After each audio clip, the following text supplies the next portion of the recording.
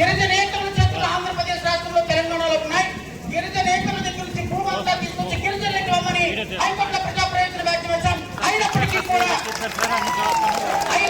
కూడా గిరిజనేతల దగ్గర ఉన్నటువంటి భూములు ఈ రోజు వరకు గిరిజనేతల దగ్గర ఉన్న భూములు ఇవ్వకపోగా మడకం వెంకటేశ్వరరావు గారు లాంటి ఒక ప్రధానమైనటువంటి ట్రైబల్ నాయకుడు వాటి కోసం పోరాడుతుంటే హైకోర్టులోకి వెళ్ళి ప్రతి కేసులో కూడా ఎక్కడెక్కడైతే ల్యాండ్ ఎక్విజిషన్ జరుగుతుందో ట్రైబల్ పీపుల్కి ఇవ్వాల్సినటువంటి land acquisition compensation Polavaram especially tribal ఏరియాకి ఇస్తున్న నాన్ ట్రైబల్కి ఇస్తున్నారు.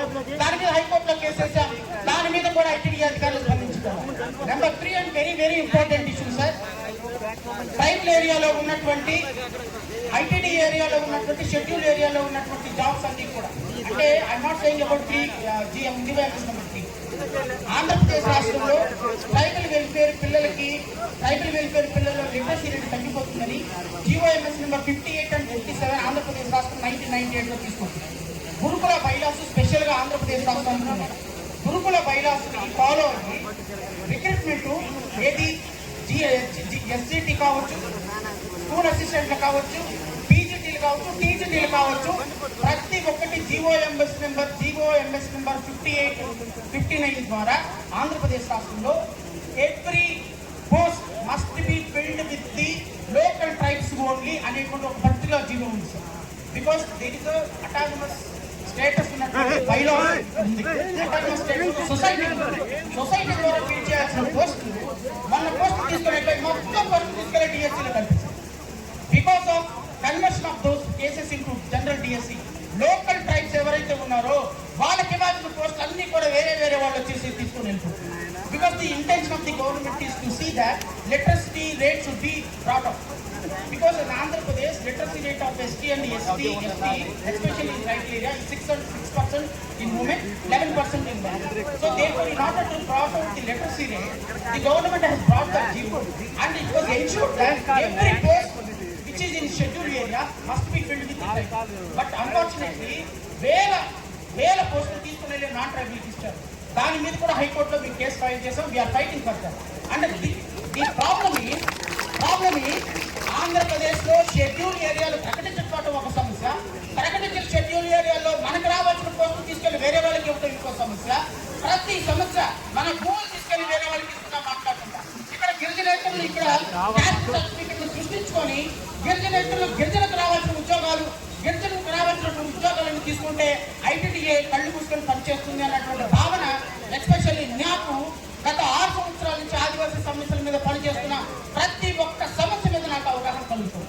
సో దయచేసి నేను ఐటీడీఏ ఆఫీసర్ను కోరేది ఏంటి అంటే 1/17 యాక్ట్ అమలు పరిచే విషయంలో జీఓఎంఎస్ నెంబర్ 3 తీసుకునే విషయంలో ప్రభుత్వానికి వెసులుబాటు ఉంది, మీకు వెసులుబాటు లేదన్న విషయం నాకు తెలుసు. Because it is the government has to take a call.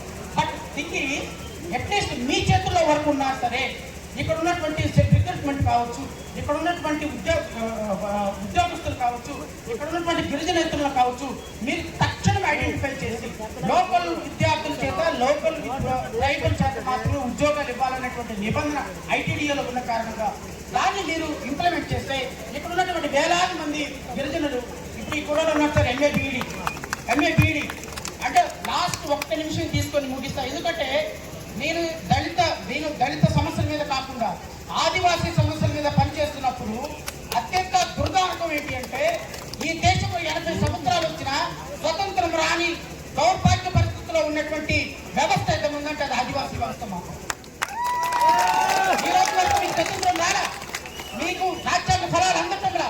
నేను నిజంగా థ్యాంక్స్ టు జేఏసీ వాళ్ళకి ఎంత కష్టపడి ఈరోజు జేఏసీ వాళ్ళందరూ కూడా మిమ్మల్ని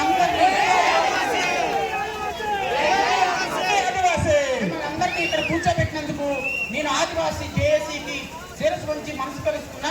నా రిక్వెస్ట్ ఒక్కటే పిఓ గారికి, దయచేసి తమరి చేతుల్లో ఉన్నటువంటి అంశం ఇక్కడ లోకల్లో ఎంప్లాయీస్ విషయంలో సిఆర్టీలు కూడా సార్. అంటే ఏం జరుగుతుందంటే సిఆర్టీని ఒక పర్టికులర్ 3 years 4 years తీసుకుంటున్నారు సార్ నాన్ లోకల్. వాళ్ళని తీసేసి లోకల్ పీపుల్ ని ఇంప్లిమెంట్ చేయాల్సిన సందర్భంలో they are being continued two years together. And I'm very sorry to share this. Your ITDA officers are taking rights from those people.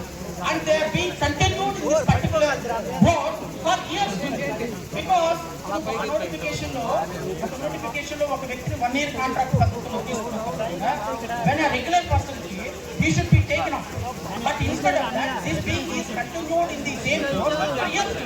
So దానివల్ల local tribes ఉద్యోగాలు రాకపోగా unauthorized persons continue అయిపోతున్నారు. దాన్ని బట్టి employment ఎవరెవరు unauthorised గా continue కూడా action తీసుకోకపోతే ఈ ఉద్యమం రాష్ట్ర వ్యాప్త ఉద్యమం అయ్యి ఐటీడీఏ ఆఫీసర్స్ ని ఐటీడీఏ వాళ్ళని ప్రధాన ముద్దాయిలుగా చేయాల్సిన అవసరం వస్తుంది. అంటే ఇంకొకటి అంటే చివరిగా నా రిక్వెస్ట్ ఏంటి అంటే సార్, ఐటీడీఏ ప్రక్షాళన జరగాలి. అది మీలాంటి సమర్థవంతమైన ఐఏఎస్ ఆఫీసర్ ద్వారానే అవుతుందనేది నాకు ఎందుకు జరుగుతుంది అంటే ఇక్కడ ప్రతి ఒక్క పనికి డబ్బులు.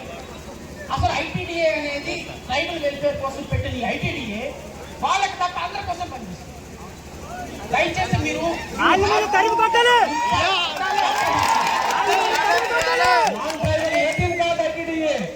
అంటే నేను I not training for you, but you being authority మీరు మీ కింద కార్లో కరప్షన్ ని ఎలిమినేట్ చేయాల్సిన బాధ్యత మీ మీద ఉంది. ఇప్పుడున్న ఏ ఒక్కరినైనా అడగండి, ITDA officers highly corrupt officers అనేటువంటి ఒక అభిప్రాయం ఉన్న కారణం